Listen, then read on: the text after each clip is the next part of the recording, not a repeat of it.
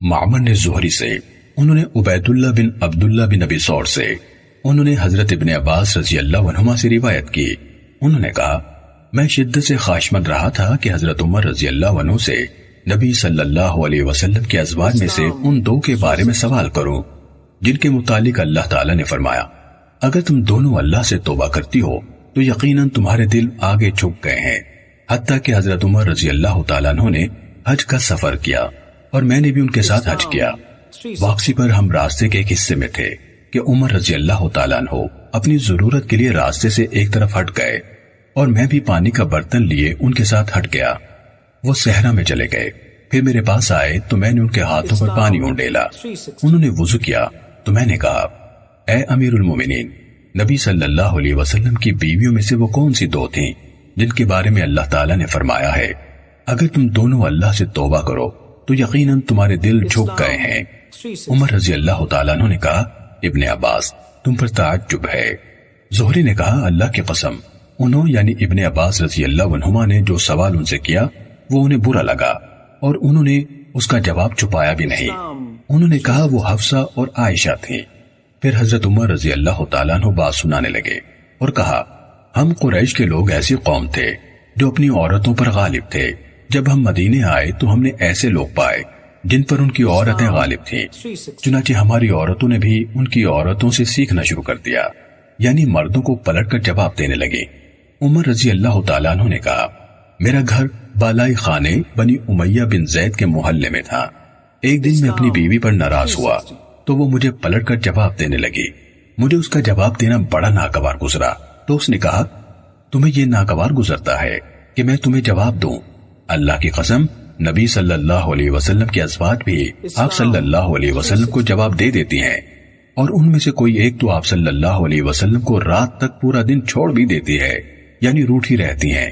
میں چلا حفصہ رضی اللہ عنہا کے ہاں گیا اور کہا کیا تم رسول اللہ کو پلٹ کر جواب دیتی ہو؟ انہوں نے کہا جی ہاں۔ میں نے پھر پوچھا کیا تم میں سے کوئی انہیں رات تک دن بھر کے لیے چھوڑ بھی دیتی ہے؟ انہوں نے کہا جی ہاں۔ میں نے کہا تم میں سے جس نے بھی ایسا کیا وہ ناکام ہوئی اور خسارے میں پڑی، کیا تم میں سے کوئی اس بات سے بے خوف ہو جاتی ہے کہ اپنے رسول صلی اللہ علیہ وسلم کی ناراضی کی وجہ سے اللہ بھی اس پر ناراض ہو جائے گا تو وہ تباہ و برباد ہو جائے گی؟ آئندہ تم رسول اللہ صلی اللہ علیہ وسلم کو جواب دینا، نہ ان سے کسی چیز کا مطالبہ کرنا، تمہیں جو چاہیے مجھ سے مانگ لینا، تمہیں یہ بات دھوکے میں نہ ڈال دے کہ تمہاری ہمسائی یعنی سوکن تم سے زیادہ خوبصورت اور رسول اللہ صلی اللہ علیہ وسلم کو زیادہ محبوب ہے۔ ان کی مراد حضرت عائشہ رضی اللہ تعالی عنہا سے تھی۔ حضرت عمر رضی اللہ تعالی عنہ نے کہا انصار میں سے میرا ایک پڑوسی تھا، ہم باری باری بالائے علاقے سے اتر کر رسول اللہ صلی اللہ علیہ وسلم کی خدمت میں حاضر ہوتے تھے۔ ایک دن وہ اترتا اور ایک دن میں اترتا، وہ میرے پاس وحی وغیرہ کی خبریں لاتا اور میں بھی اپنی باری کے دن اس کے پاس اسی طرح خبریں لاتا، اور ان دنوں ہم آپس میں باتیں کر رہے تھے کہ غسانی ہمارے ساتھ لڑائی کرنے کے لیے گھوڑوں کو کھڑیاں لگا رہے ہیں، اور ان دنوں ہم آپس میں باتیں کر رہے تھے کہ غسانی ہمارے ساتھ لڑائی کرنے کے لیے گھوڑوں کو کھڑیاں لگا رہے تھے۔ میرا ساتھی رسول اللہ صلی اللہ علیہ وسلم کی خدمت میں حاضر ہونے کے لیے اوالی سے اترا، پھر عشاء کے وقت میرے پاس آیا، میرا دروازہ کھٹکھٹایا، پھر مجھے آواز دی، میں باہر نکلا تو اس نے کہا ایک بہت بڑا واقعہ رونما ہو گیا ہے۔ میں نے پوچھا کیا ہوا، کیا غسانی آ گئے؟ اس نے کہا نہیں، بلکہ وہ اس سے بھی بڑا اور لمبا چوڑا معاملہ ہے، نبی صلی اللہ علیہ وسلم نے اپنی بیویوں کو طلاق دے دی ہے۔ میں نے کہا حفصہ تو ناکام ہوئی اور خسارے میں پڑ گئی، میں تو پہلے ہی سمجھتا تھا کہ ایسا ہونے والا ہے۔ دوسرے دن جب میں صبح کی نماز پڑھ چکا تو اپنے کپڑے پہنے مدینے میں آیا اور حفصہ رضی اللہ تعالیٰ عنہ کے پاس گیا، وہ رو رہی تھی۔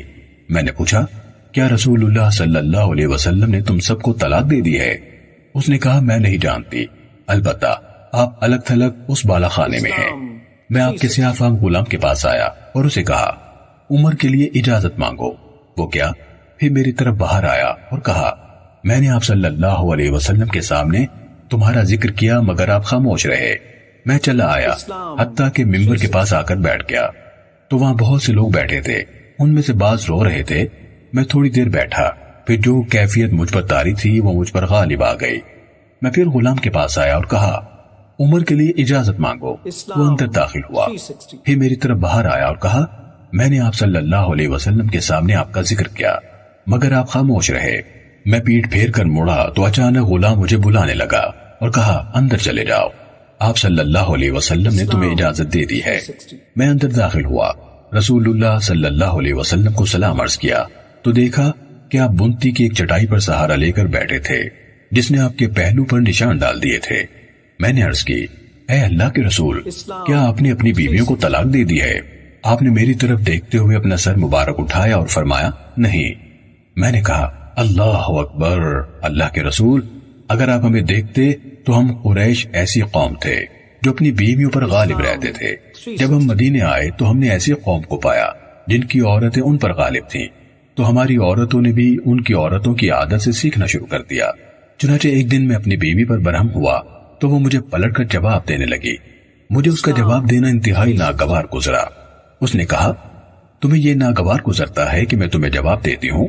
اللہ کی قسم، نبی صلی اللہ علیہ وسلم کی بیویاں بھی آپ کو جواب دے دیتی ہیں، اور ان میں سے کوئی تو آپ کو رات تک چھوڑ بھی دیتی ہے، یعنی روٹ بھی جاتی ہے۔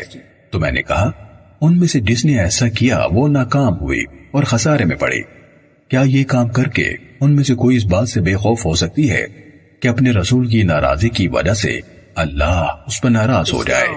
اگر ایسا ہوا تو وہ تباہ ہو گئے۔ اس پر رسول اللہ صلی اللہ علیہ وسلم مسکرا دیے۔ تو میں نے کہا اللہ کے رسول، میں حفصہ کے پاس گیا اور اس نے کہا تمہیں یہ بات کسی دھوکے میں نہ ڈال دے کہ تمہاری ہمسائی یعنی سوکن تم سے زیادہ خوبصورت اور اللہ کے رسول صلی اللہ علیہ وسلم کو تم سے زیادہ محبوب ہے۔ اس پر آپ دوبارہ مسکرائے تو میں نے عرض کی اللہ کے رسول، کچھ دیر بیٹھ کر بات چیت کروں؟ آپ نے فرمایا ہاں۔ چنانچہ میں بیٹھ گیا اور میں نے سر اوپر کر کے گھر میں نگاہ دوڑائی تو اللہ کی قسم اس میں 3 چمڑوں کے سوا کچھ نہ تھا جس پر نظر پڑتی۔ میں نے عرض کی اللہ کے رسول، دعا فرمائیے کہ اللہ آپ کی امت پر فراخی فرمائے۔ فارسیوں اور رومیوں پر وسعت کی گئی ہے، حالانکہ وہ اللہ کی عبادت نہیں کرتے۔ اس پر آپ صلی اللہ علیہ وسلم سیدھے ہو کر بیٹھ گئے، پھر فرمایا ابن خطاب، کیا تم کسی شک میں مبتلا ہو؟ یہ ایسے لوگ ہیں جنہیں ان کے حصے کی اچھی چیزیں جلد ہی دنیا میں دے دی گئی ہیں۔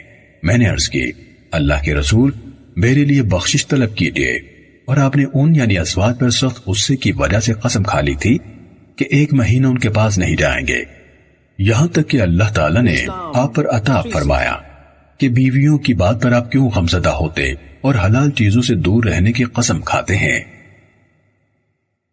صحیح مسلم